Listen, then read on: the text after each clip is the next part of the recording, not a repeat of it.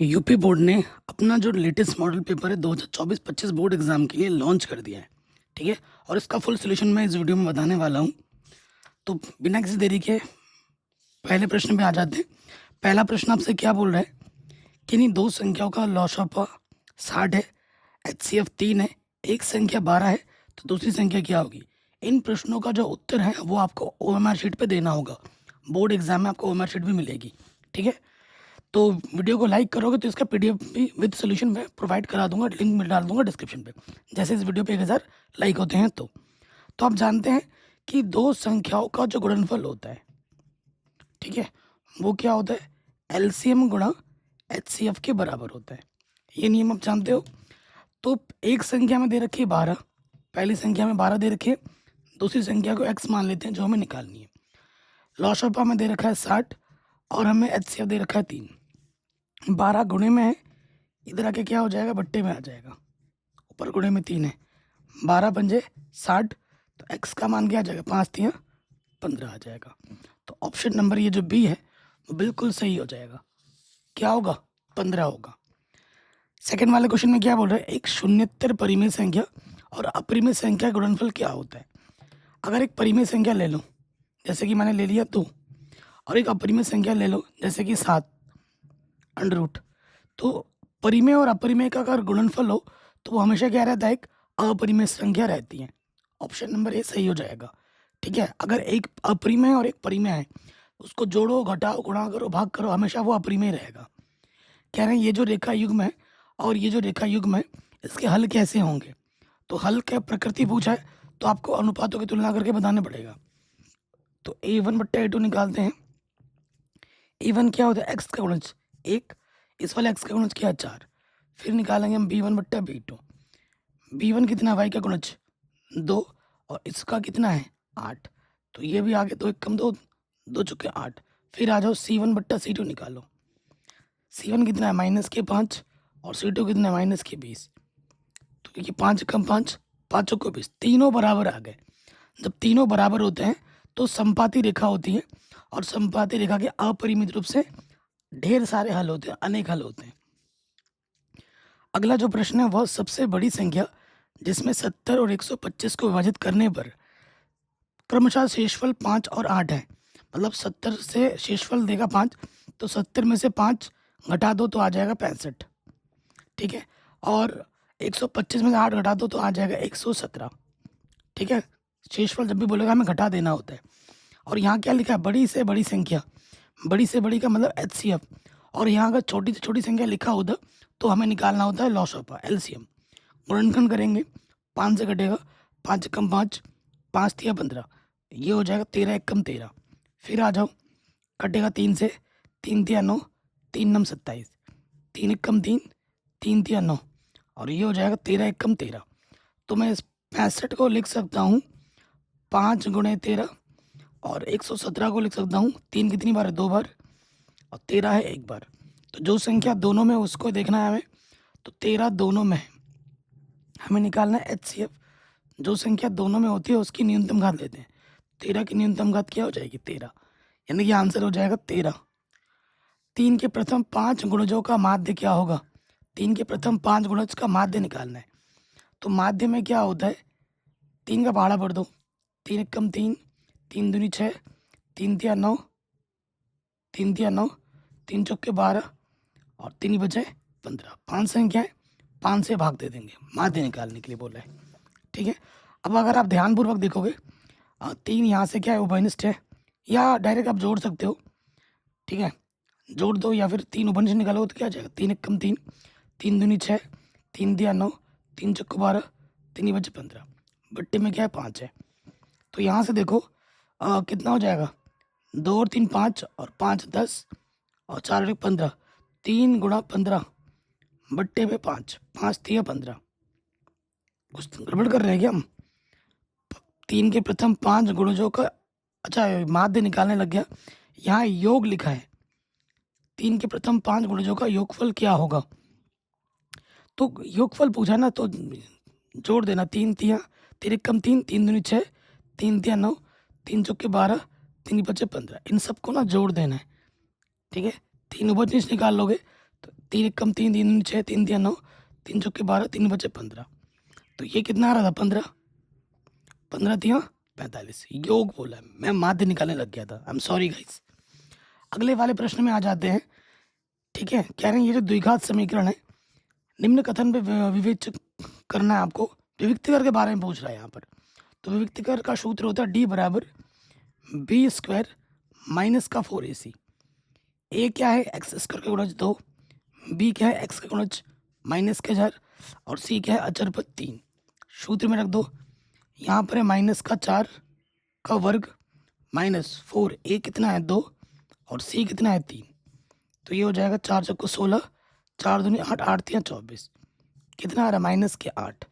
तो दिए गए समीकरण का विविक्तिकर शून्य से कम है, स्टेटमेंट सही है। समीकरण का कोई वास्तविक मूल नहीं है, अगर डी माइनस में आता है तो कोई वास्तविक मूल नहीं होता है। समीकरण का विविक्तिकर शून्य है, गलत। समीकरण के मूल वास्तविक है, गलत। तो पहला और सेकंड ऑप्शन सही है, तो ए वाला पार्ट सही हो जाएगा कि पहला और सेकंड वाला पार्ट सही है। ठीक, आगे वाले पार्ट में आ जाते हैं। हमारे पास एक आयत है, हमारे पास क्या है, एक आयत है। आयत का नाम हमें दे रखा है ए ओ बी सी। क्या दे रखा है, ए ओ बी सी दे रखा है। और हमें क्या क्या दे रखा है, ए दे रखा है 0,3, ठीक है, ओ दे रखा है 0,0, उसके बाद बी दे रखा है 5,0, सी हमें नहीं दे रखा है, और इसका विकर्ण पूछा है। तो ये विकर्ण है आयत का, आयत के विकर्ण समान होते हैं। तो हमें निकालना है ए बी। हमें क्या निकालना है, ए बी, दो बिंदुओं की बीच की दूरी वाला सूत्र लगा देना है यहाँ पर। तो x1 माइनस x2 का वर्ग, y1 माइनस y2 का वर्ग सूत्र होता है। इसे आप क्या बोल दो, इसे आप x1 बोल दो, इसे आप y1 बोल दो, इसे आप x2 बोल दो, और इसे आप y2 बोल दो। ठीक है, x1 कितना है 0, x2 है 5, y1 है आपका 3 और y2 है 0। तो 0 में से 5 घटाएंगे, माइनस के 5, माइनस के 5 का वर्ग करोगे 25, 3 आएगा, 3 का वर्ग करेंगे 9, तो ये आ जाएगा √34। ठीक है, √34, ऑप्शन नंबर सी हमारा सही हो जाएगा। कह रहे हैं अगर समीकरण का एक मूल 1/2 है तो के का मान क्या होगा। अगर जो मूल होता है वो समीकरण को संतुष्ट करता है। जहाँ जहाँ एक्स दिख रहा है वहाँ वहाँ 1/2 रख दो, वहाँ वहाँ 1/2 रख दो। ठीक, आगे हल करते हैं। 1 का वर्ग 1, 2 का वर्ग 4, ये हो जाएगा के 1 कम के बट्टे 2। ठीक है, ये 5/4 है, मैंने के लिख दिया। ये कितना है 5/4, 5 है ना, मैंने के लिख दिया। अब देखो क्या होगा, यहाँ तो के बट्टा 2 है, माइनस के 5/4 इधर आके प्लस का हो जाएगा, और ये प्लस वाला इधर आके माइनस, दोनों के बट्टे में समान है, लॉस वही रहेगा। जब नीचे सेम टू सेम होता है ऊपर वैसे का वैसे आ जाता है। के बट्टा 2, 4/4, 4 एक कम 4, तो के बट्टा 2 बराबर आ जाएगा 1, तो बट्टे का 2 इधर आके गुणे में लग जाएगा, 2 एक कम 2। तो हमें हमारा जो उत्तर मिलेगा ऑप्शन नंबर ए सही मिलेगा। नेक्स्ट क्वेश्चन में आ जाते हैं। कह रहे हैं दो त्रिभुज समरूप होते हैं अगर इनके संगत कोण बराबर हो, इनके संगत भुजा एक ही अनुपात में हो, उपयुक्त दोनों। संगत कोण बराबर होना चाहिए और संगत भुजा एक ही अनुपात, संगत भुजाओं का अनुपात समान होना चाहिए। तो ए और बी दोनों सही है, यानी कि ऑप्शन नंबर सी सही हो जाएगा, उपयुक्त दोनों। अगले प्रश्न में हम आ जाते हैं। क्वेश्चन हमसे क्या बोल रहा है, हमसे क्वेश्चन ये बोल रहा है, मैं आपको डिटेल में करके दिखाता हूँ इस प्रश्न को बड़ा करके, चित्र बनाकर। बाकी मैंने पूरी एनसीईआरटी गणित पूरी पढ़ा दी है, नई वाली। ठीक है, और chapter wise important question, model paper, ठीक है, विगत वर्षों के प्रश्न पत्र, सब सारा कुछ पढ़ा दिया है, करा दिया है। तो प्रश्न में हम आ जाते हैं। प्रश्न में बोल रहे हैं हमसे कि हमारे पास एक समकोण त्रिभुज है। 10वें नंबर पे आ जाओ। हमारे पास एक समकोण त्रिभुज है, ठीक है, ये हमने समकोण त्रिभुज बना लिया, जिसका सी कोण समकोण है। सी कोण समकोण है, तो सी समकोण है, यहाँ आप लिख दो ए, यहाँ लिख दो बी, और ये हो जाएगा सी। हमें ए सी दे रखा है 3, ए सी 3 सेंटीमीटर दे रखा है, बी सी 4 दे रखा है। तो सी से जाने वाली माध्यिका की माप क्या होगी। ठीक है, सी से जाने वाली माध्यिका की माप क्या होगी। ये जो माध्यिका है, ये जो हमने डाला है, इसकी माप क्या होगी, ये आपको बताना है। इस क्वेश्चन को करने का एक सिंपल सा कॉन्सेप्ट समझा देता हूँ। जब भी सी से हम माध्यिका डालते हैं, ठीक है, इस बिंदु का नाम डी मान लेते हैं, तो ये जो सी डी माध्यिका होगी ना, जो कर्ण होता है, कर्ण जो भी है ए बी, उसका आधे के बराबर आएगा, उसके आधे के बराबर आएगा, ये ध्यान दीजिए। तो कर्ण हमें मालूम नहीं है, तो कर्ण निकालने का सूत्र क्या होता है? कर्ण जो होता है वो होता है आधार का वर्ग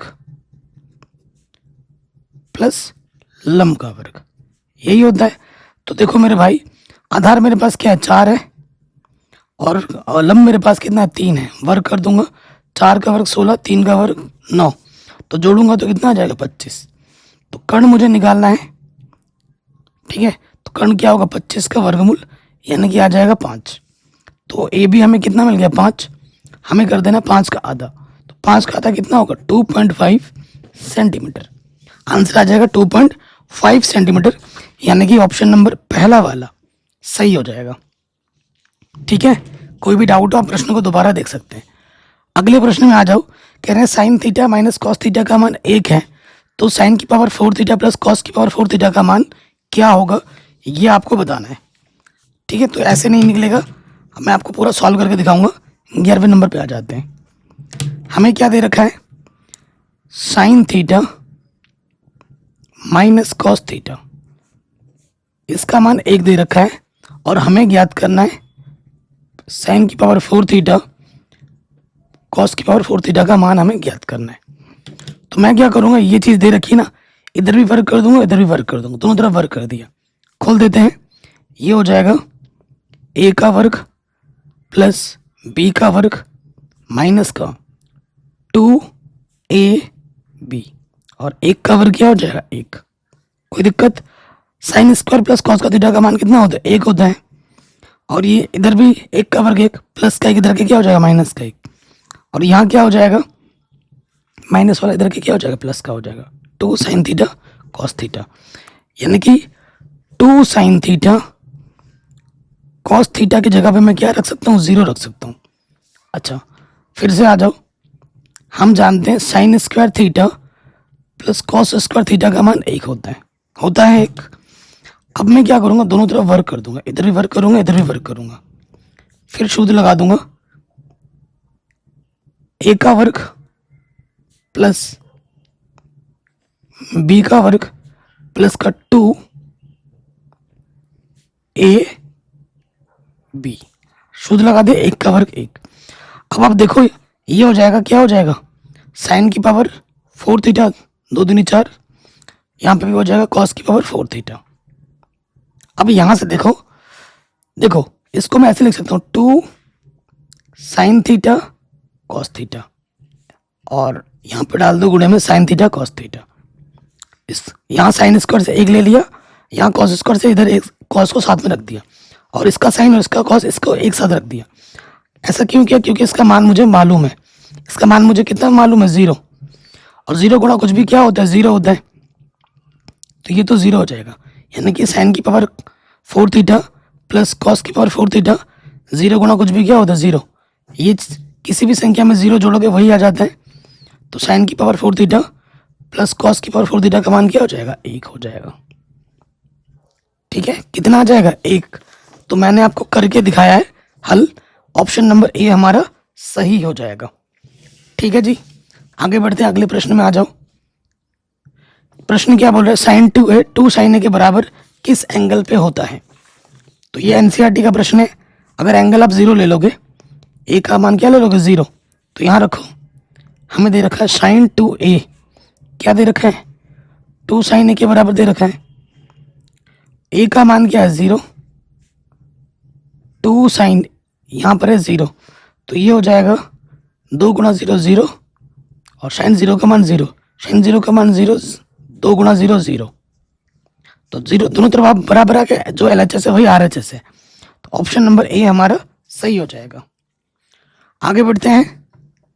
4 tan थीटा बराबर 3 है, तो इसका मान हमें ज्ञात करना है। तो देखो, बहुत ही शानदार क्वेश्चन है। तो यहाँ से tan थीटा का मान क्या हो जाएगा? tan थीटा का मान होगा ये 4 जो गुणे में इधर के क्या हो जाएगा? बट्टे में आ जाएगा, है कि नहीं? तो क्या हो जाएगा? यहाँ से हमें मान निकालना है 4 sine theta minus cos theta. बट्टे में है 4 साइन थीटा प्लस के कॉस थीटा। टेन थीटा दे रखा है, कहीं दिख रहा है टेन थीटा? जो हम मान रखे नहीं दिख रहा है। तो टेन थीटा बराबर क्या होता है? साइन बट्टा कॉस थीटा होता है। तो मैं क्या करूँगा, हर एक पद को कॉस से भाग दे दूंगा, ऊपर भी और नीचे भी। हर एक पद को क्या कर दिया, कॉस से भाग दे दिया, कोई दिक्कत नहीं होगी। साइन बट्टा कॉस क्या होता है? टेन थीटा, और कॉस से कॉस कटा, एक आ गया। नीचे भी वही है, बस चिन्ह का फर्क है। अब हम क्या करेंगे, टेन का मान रख देंगे। टेन का मान है 3/4। ठीक है, 4 से 4 कटा, ऊपर आ जाएगा 3 - 1 यानी कि 2, 3 + 1 यानी कि 4, 2 1 कम 2, 2 दूनी 4। आंसर आ जाएगा 1/2। आंसर क्या आ जाएगा? 1/2। आगे बढ़ते हैं, अगले प्रश्न में आ जाओ। क्या ये sec a + tan a गुणे में 1 - sin a। ठीक है, तो देखो कोई सर्वसमीकरण लगती है तो हमें लगाना होता है। सर्वसमीकरण लग रही है, नहीं लग रही है तो हम बदलेंगे साइन कॉस में। तो सेक को लिखते हैं हम 1/cos और टेन को लिखते हैं हम sin/cos। ठीक, और इधर है 1 - sin है, ऑलरेडी बदला हुआ है साइन में, इसके बट्टे में कुछ नहीं तो मैं 1 लिख दूंगा। अब आप देखोगे ये भिन्न के रूप में इसको हल करना पड़ेगा, इसके बट्टे में cos, इसके बट्टे में cos, लॉस ऑफ आ जाएगा cos। तो जब नीचे समान होता है ऊपर वैसा का वैसा जुड़ जाता है या फिर घट जाता है। जोड़ का चिन्ह है तो जोड़ देंगे, और यहाँ पर 1 - sin है बट्टे में। अब क्या होगी, ऊपर ऊपर गुणा होती है, नीचे नीचे गुणा होती है।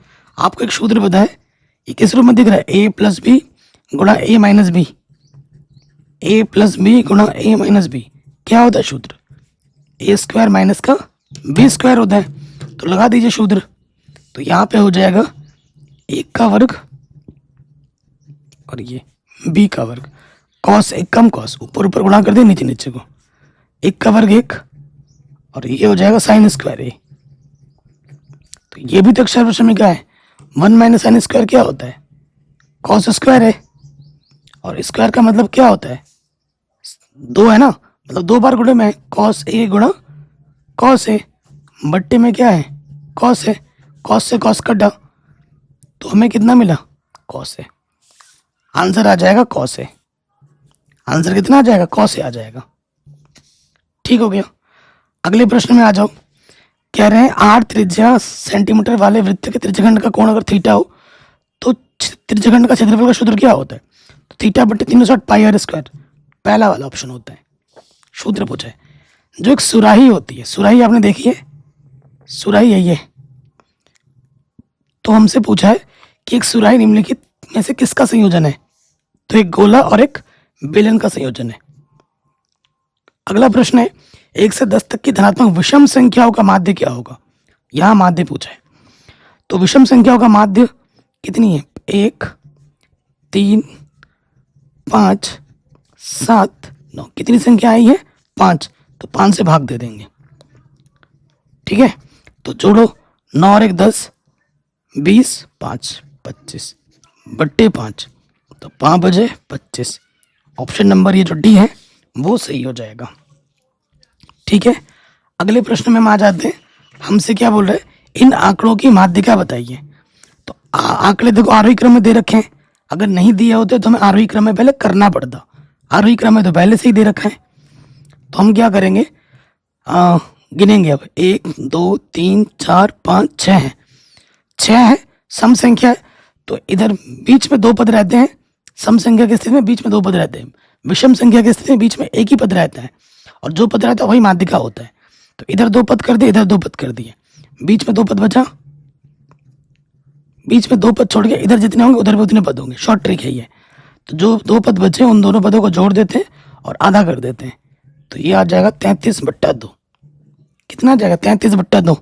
ऑप्शन नंबर सी सही हो जाएगा। अगले प्रश्न में आ जाओ, हर साल एग्जाम में आता है, क्या है, कुछ प्रेक्षणों का माध्य इतना, बहुलक इतना, माध्यिका क्या होगा? तो आप एक संबंध जानते होंगे। संबंध क्या होता है कि जो बहुलक होता है वो बराबर होता है 3 गुणा माध्यक माइनस दो माध्य के। तो हमें देखो बहुलक दे रखा है 45 45 और माध्यक माध्यक हमें निकालना है। माध्यक को मैं x बोल लेता हूँ और माध्य हमें दे रखा है 27। तो 45 और 3x 27 दूनी 54। तो ये माइनस का 54 इधर के हो जाएगा प्लस का 54। जोड़ेंगे तो 99। 3 गुणे में है, इधर के बट्टे में आ जाएगा। 3 तिया 9 3 तिया 9। तो x का मान आ जाएगा 33। x का मान क्या आ जाएगा 33। सो ऑप्शन नंबर जो बी है वो सही हो जाएगा। ओके, ये प्रश्न बन गया आराम से। कह रहे हैं जब एक पासे को फेंका जाता है तो 3 से छोटी एक विषम संख्या आने की प्रायिकता क्या होगी। देखो जब पासे को हम फेंकते हैं तो पासे पे जो परिणाम होता है वो होता है 1 2 3 4 5 6। 3 से छोटी संख्या क्या हुई 1 और 2 हुई। हमें निकालना है प्रायिकता। प्रायिकता का सूत्र क्या होता है संभव परिणाम बट्टे में कुल परिणाम। 3 से छोटी तो संभव परिणाम कितने हैं 2 हैं और कुल परिणाम कितने हैं 6 हैं। 2 1 कम 2 2 3 6। आंसर आ जाएगा 1/3। आंसर क्या आ गया 1/3 आ गया। तो ये हमारे ऑब्जेक्टिव प्रश्न आराम से बन गए। कहीं पे भी डाउट हो आप एक बार प्रश्न को दोबारा देख सकते हैं। अब हम आते हैं हमारे सब्जेक्टिव वर्णनात्मक प्रश्नों में 2 नंबर के प्रश्नों में। ठीक है, तो फर्स्ट के क पे आ जाओ। ठीक है, कह रहे हैं स्पष्ट कीजिए कि ये एक भाज्य संख्या है। तो हमें जो संख्या दी है वो लिखेंगे।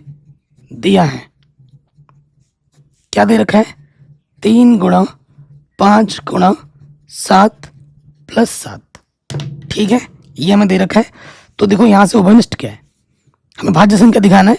भाज्य संख्या होती क्या है अगर भाज्य संख्या में 2 से ज़्यादा गुणज होते हैं वही हमारे यहाँ टारगेट है कि वो दिखाना है। 7 उभयनिष्ठ है 3 बचा 5 बचा 7 कम 7 प्लस 7 कम 7 3 बचे 15 15 कम 15। तो ये हो गया 15 और 1 16। और किसी भी संख्या को मैं गुणे में 1 लिख सकता हूँ। तो अगर आप देखोगे यहाँ कितने गुणनखंड हो गए 1 2 3। यहाँ 2 से अधिक गुणनखंड है इसलिए यह एक भाज्य संख्या है। इसलिए ये क्या एक भाज्य संख्या है ये आप लिख दोगे। ओके, नेक्स्ट क्वेश्चन में आ जाओ। कॉट थीटा का मान ये है तो इसका मान क्या होगा। कौन नंबर पे आ जाओ। तो देखो हमें दिया क्या है हमें दे रखा है कॉट थीटा कितना 7/8 और हमें यह मान निकालना है प्रश्न अनुसार।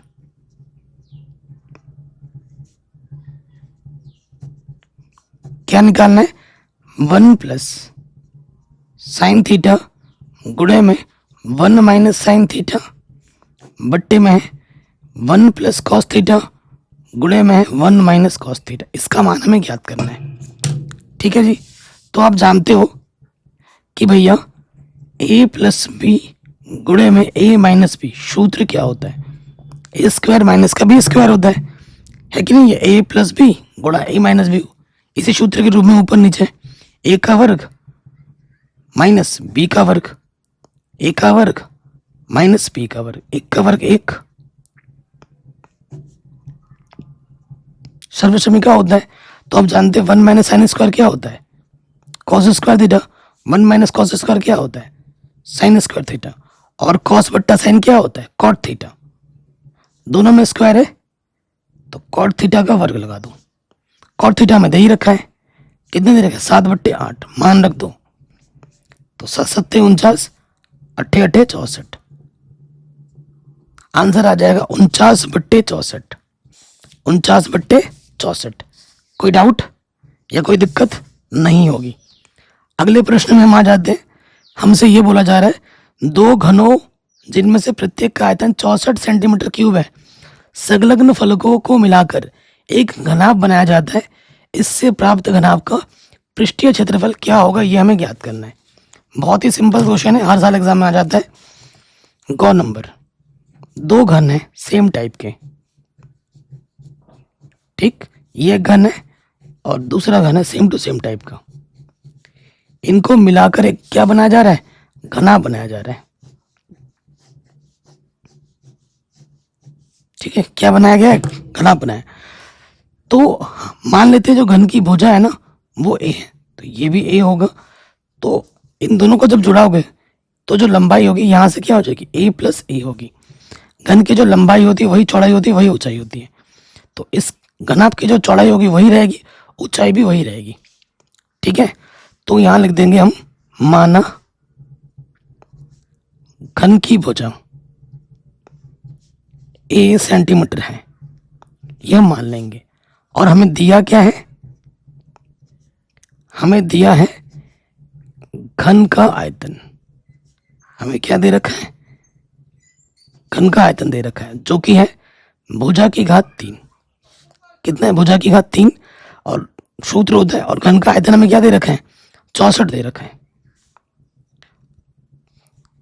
64 को मैं लिख सकता हूँ 4 गुणा 4, 16 चौको 64, 4 की घात 3।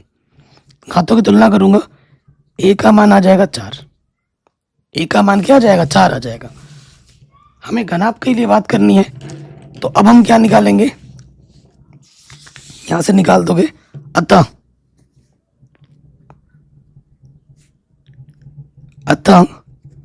घनाभ की विमा लंबाई चौड़ाई ऊंचाई, लंबाई हमारे पास 2a के बराबर है, चौड़ाई a है, ऊंचाई भी a है। a कितना है, 4, तो ये हो जाएगा 8 सेंटीमीटर, ये 4 सेंटीमीटर और ये भी 4 सेंटीमीटर। हमें क्या निकालना है, हमें निकालना है घनाभ का संपूर्ण पृष्ठीय क्षेत्रफल। घनाभ का संपूर्ण पृष्ठीय क्षेत्रफल, ये चीज हमें ज्ञात करनी है, जिसका जो सूत्र होता है वो क्या होता है, 2LB plus BH plus HL। ठीक है जी, तो सूत्र में रख दोगे, L का मान है 8, B का मान है 4, H का मान है 4, L का मान है 8। तो इसको हल कर लेंगे, 2 4 8 32, 4 चक्को 16, 4 8 32, 32 32 64 और 16 80, 8 दूनी 16, 160 सेंटीमीटर स्क्वायर। ये हमें हमारा उत्तर बड़े आसानी के साथ मिल जाएगा। कोई डाउट अगर हो, आप एक बार प्रश्न को दोबारा देख सकते हैं। अगले प्रश्न में हम आ जाते हैं। हमसे ये बोला जा रहा है, निम्नलिखित आंकड़ों का हमें क्या निकालना है, माध्य निकालना है। और माध्य निकालने के लिए प्रश्न एग्जाम में आते ही आते हैं, माध्य हो गया, बहुलक हो गया, माध्यिका हो गया, आते ही आते हैं। ठीक है, तो गौण नंबर पे आ जाओ। सबसे पहले हम बनाते हैं वर्ग अंतराल बनाते हैं। तो जो जो हमें दे रखा है वो पहले लिख लेते हैं। सबसे पहले यहाँ लिखते हैं वर्ग अंतराल, यहाँ क्या लिखते हैं, वर्ग अंतराल। फिर यहाँ लिखते हैं बारंबारता, फिर आता है x। ठीक है, ये 3 चीज हमें दे रखी होती है एक तरीके से। ठीक, क्या क्या दे रखा है, वर्ग अंतराल फटाफट लिखो। 10 से 20, फिर है 20 से 30, 30 से 40, फिर है 40 से 50, फिर है 50 से 60, और फिर है 60 से 70। क्या क्या दे रखा है, 2 7 12 15 8 और 6। और यहां हम क्या लिखते हैं, कुल लिखते हैं, टोटल। ठीक है, x क्या होता है, इन दोनों को जोड़ते आधा करते हैं, 30 का आधा क्या हो जाएगा, 15। और सभी में 10 10 का अंतर है, तो 10 10 जोड़ते जाओगे, 15 में 10 जोड़ोगे 25, इसमें 10 जोड़ोगे कितना आ जाएगा, 35। क्या हो जाएगा फिर, 45 55 65। देखो x के मान बड़े बड़े आ गए, तो हमें यहाँ लगाना होता है कौन सी विधि, कल्पित माध्य विधि। d निकालना है हमें, d का सूत्र होता है x माइनस ए, और अगला कॉलम क्या आ जाएगा, FD। ठीक, तो a कैसे निकलता है, ए क्या होता है? कल्पित माध्य। ए होता है कल्पित माध्य जिसका सूत्र होता है n/2 पद। किधर? x में। कितने पद है? 3 और 3 6, तो 6/2, 2 3, तीसरा पद आ जाएगा। तीसरा पद क्या है हमारे पास? तीसरा पद हमारे पास है 35। कैलकुलेशन करके निकाल रहे हैं, ये हमारा ए हो जाएगा, लेकिन यहां लिखना पड़ता है माना कल्पित माध्य। माना कल्पित माध्य ए बराबर कितना है? 35 है। ठीक है, ये हमने मान लिया। तो 15 में से 35 घटाएंगे तो कितना आ जाएगा? 20 माइनस का, सब में 10 10 का अंतर है, 10 जोड़ते जाओ, माइनस का 10, 0, फिर आपका आ जाएगा 10, फिर 20, फिर 30। आपको ये भी तो बड़े बड़े मान है, बड़े कहाँ है? पीछे 0 है, ये तो जनरली 1 2 ही है। तो गुणा करोगे, ये डी है, ये एफ है, तो ये हो जाएगा 20 दूनी 40, 7 एकम 7, 12 गुणा 0 0, 15 ढाई 150, 8 दूनी 16 और 6 3 18। ये पॉजिटिव के हैं और ये नेगेटिव के हैं। ये नेगेटिव के 110 और 0, 8 6 14 और 5 19, हासिल लगा 1, 490। ठीक है ना? 15 एकम 8 दूनी 16, 6 3 18। ठीक है, तो ये हो गया। अब इसमें से घटा दोगे, 0 में से 0 घटाएंगे 0, 9 में से 1 घटाएंगे 8, ठीक है, और 4 में से 1 घटाएंगे 3।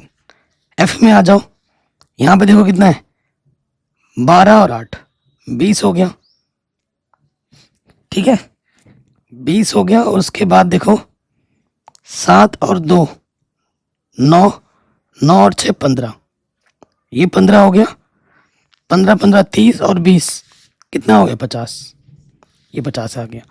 अब माध्य निकालना है। माध्य निकालने का सूत्र कल्पित माध्य विधि, ए प्लस एफ डी का कुल योगफल बटे एफ सिग्मा एफ, है ना?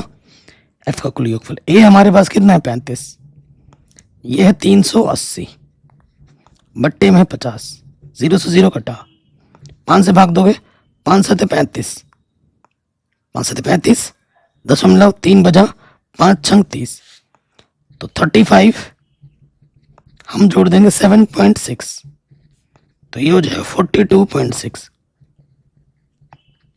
ठीक है ना? 35 को लिख सकता हूँ 35.0 और 7.6 जोड़ देंगे, 0 6 6, 7 और 5 12, हासिल एक लगा, 3 और 1 4, 42.6 आ जाएगा आंसर। ठीक है, तो ये क्वेश्चन हमारा बड़े आराम से बन गया। अब हम आते हैं अगले प्रश्न में। अगला प्रश्न हमसे क्या बोल रहा है कि ये जो बिंदु है, बिंदु इतने और इतने को जोड़ने वाले रेखाखंड को किस अनुपात में विभक्त करता है? 2 नंबर में बताना है। तो मैं आपको चित्र बना के दिखाता हूँ। अंगा नंबर,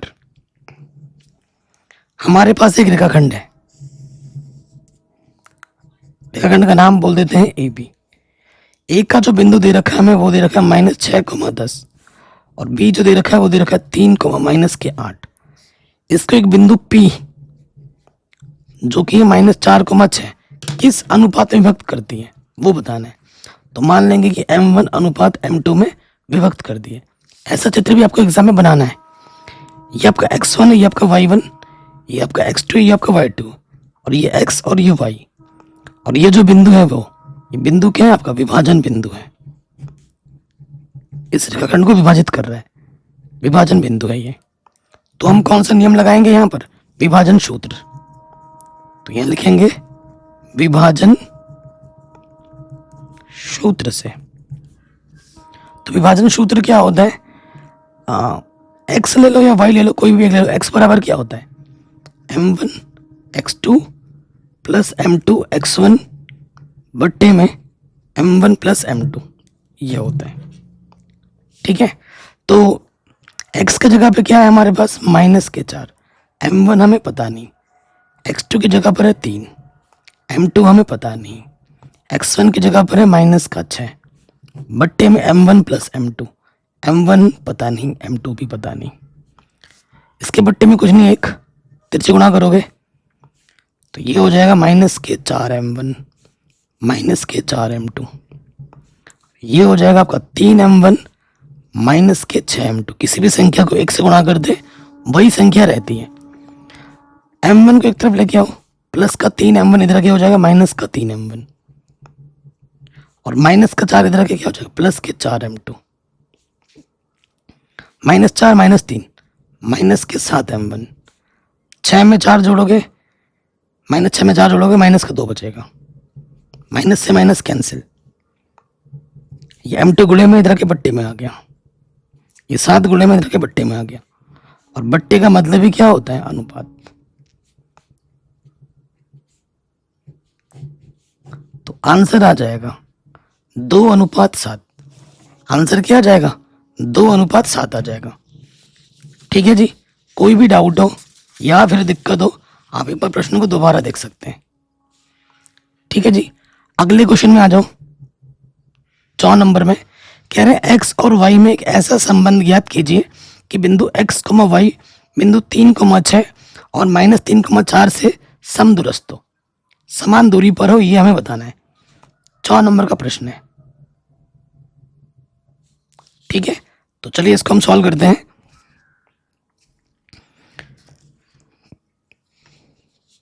हमारे पास क्या है, एक बिंदु है 3,6 -3,4, क्या है 3,6 एक बिंदु, और अगला बिंदु है माइनस के 3,4।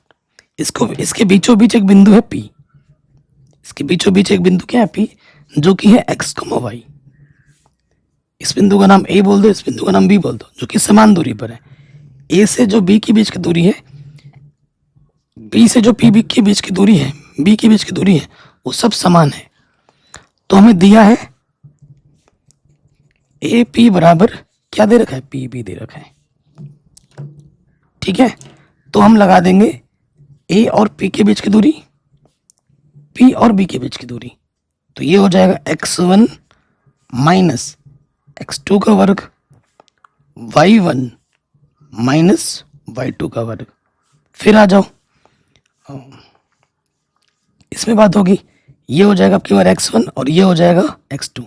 माइनस माइनस क्या होता है प्लस, x1 माइनस x2 का वर्ग, y1 माइनस y2 का वर्ग। इधर भी अंडररूट है, इधर भी अंडररूट है, अंडररूट हटाने के लिए हम क्या करते हैं, दोनों तरफ वर्ग करते हैं। वर्ग कर देंगे हम, तो इधर से भी अंडररूट हट जाएगा, उधर से भी अंडररूट हट जाएगा। इसको खोल दो, a का वर्ग 3 का वर्ग 9 प्लस b का वर्ग 2ab 2 3 6x माइनस का a का वर्ग 6 का वर्ग 36 प्लस b का वर्ग माइनस का 2ab 6 दूनी 12 भाई।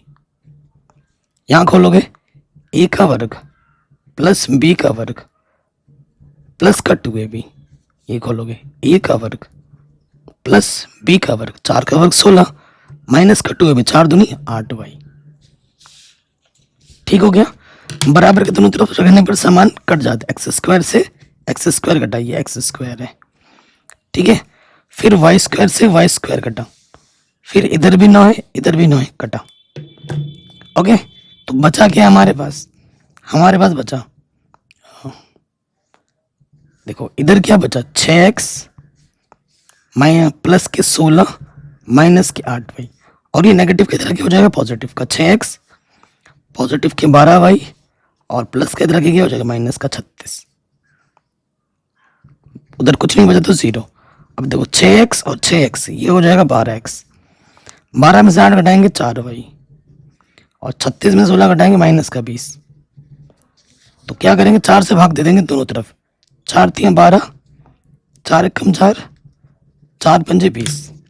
तो 3x प्लस वाई माइनस 5 बराबर 0 हो जाएगा। ये हमें हमारा उत्तर आराम से मिल जाएगा।